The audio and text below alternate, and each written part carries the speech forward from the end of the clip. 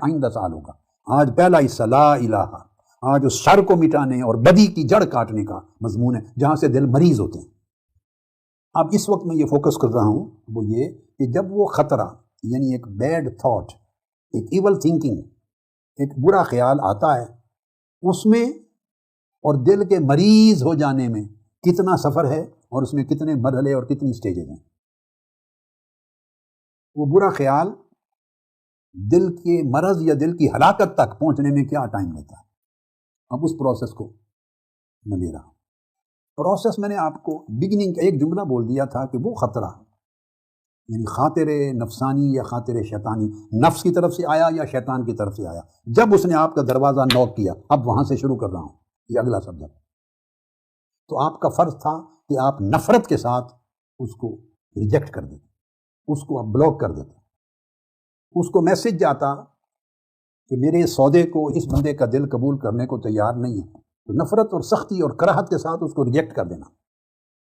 اگر ریجیکٹ کر دیتے تو وہ برائی کا خیال تھا، اس کا گناہ بھی نہیں تھا. یہ بھی ذہن میں رکھنا، خیال آنے سے گناہ آپ کے نامہ اعمال میں لکھا نہیں جاتا، وہ آپ کے بس میں نہیں ہے. وہ جو شیطان القاء کرتا ہے یا نفس القاء کرتا ہے، اس وقت تک آپ رسپانسبل نہیں تھے. رسپانسبل اس وقت بنے، یہ ذمہ داری اس وقت رسپانسبلٹی آپ پر آنا شروع ہو گئی جب آپ نے اس کو ریجیکٹ نہیں کیا، اس کے لیے نفرت اور کراہت کا اظہار نہیں کیا، بلاک نہیں کیا. ہاں، یہاں سے آپ ذمہ دار ہونا شروع ہو گئے. یعنی آپ نے اس کو ریسیو کیا، ویلکم کیا اس برے خیال کو. پھر دوبارہ آیا وہ خیال، پھر آپ اس کو سوچتے رہے، پھر اس سے حظ لیا. میں نے آپ کو اس کی تفصیل بتا دی تھی، اس کی تعریفات کرتے ہیں. پھر آپ نے اس برے خیال کو انٹرٹین کیا، پھر اس برے خیال کو انٹرٹین کیا.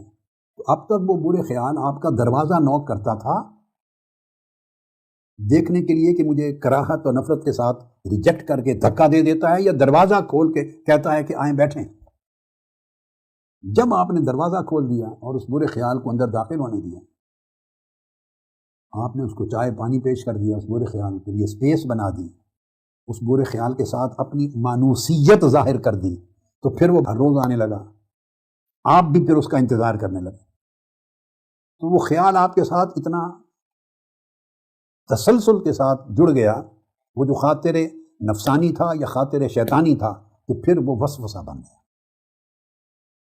جس کو قرآن مجید کی سورہ الناس کے حوالے سے کہا تھا یوسوس فی صدور الناس من الجنۃ والناس. اب یہاں پر یاد رکھ لیں، جب وہ وسوسہ بنتا ہے یہاں پر شیطان اور نفس جوائن کر لیتے ہیں. کیونکہ میں نے بتایا تھا کہ جو خاطر نفس کی طرف سے خاطر نفسانی ہو اس کو حاجز کہتے ہیں، اور جو خاطر شیطانی ہو اس کو وسوسہ یا وسواس کہتے ہیں.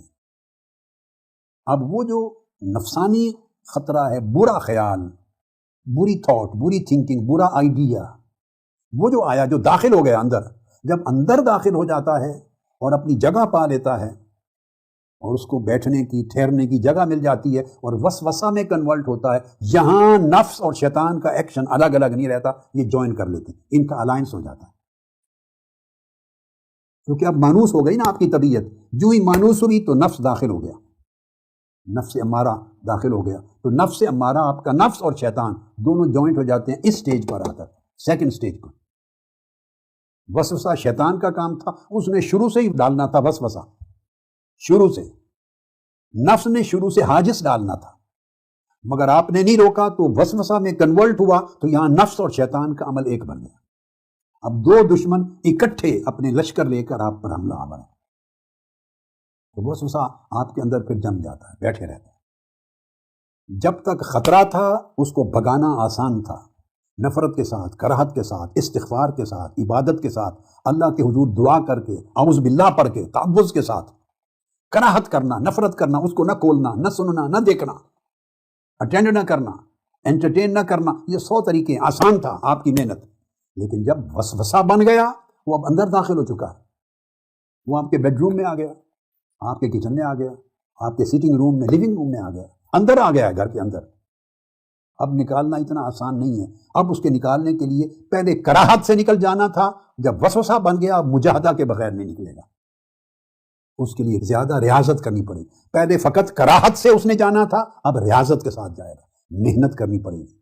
بہت تسبیحات ہوں گی، وظائف ہوں گے، نفس امارہ کے وظائف ہوں گے، مہینوں لگیں گے، وقت لگے گا، طہارت کا طریق ہوگا، اذکار کا طریق ہوگا، قرآن مجید کی تلاوت، تدبر اور تفکر کا طریق ہوگا، روزوں کا طریق ہوگا یا نوافل کا ہوگا، کئی غسل ہوں گے، بار بار وضو کرنا ہوگا، خاص تسبیحات ہوں گی، جس نوعیت کا وسوسہ ہے اس کو دفع کرنے کے لیے اذکار ہوں گے، پھر اس پر محنت کرنی ہوگی، ایسے صرف قرات کرنے سے نہیں بھاگنا اس میں، اب آپ اس کو گھر کے اندر گھسا بیٹھیں، دل کے کرنے، آپ سمجھ گئے فرق کراہت اور ریاضت کا؟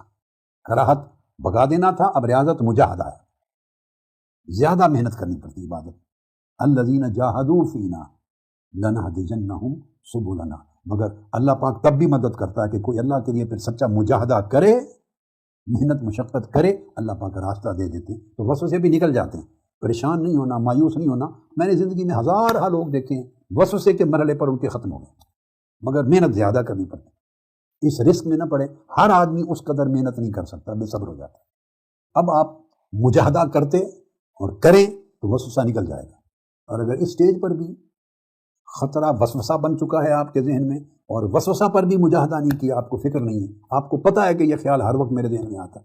وسوسہ میں نے آپ کو پہلے سمجھایا تھا، یہ وہ وہم کی مرض والی چیز نہیں ہے جس کو ہم اردو زبان میں عام طور پہ وسوسہ سمجھتے ہیں، یہ وہم ہے، ایک مریض ہے آدمی، سائیکولوجیکل پیشنٹ ہے، یہ وہ نہیں ہے، یہ اس تھاٹ کی مستقل شکل ہے جو ذہن میں جم جاتی ہے۔ برائی کی جو تھاٹ ہے، ایول تھاٹ، اس کی مستقل شکل، اس کو دوام، بیٹھنا، جلوس مل جائے آپ کے دل میں، نشست مل جائے، اس کو وسوسہ کہتے ہیں۔ یہ ڈیفرنٹ معنی ہے۔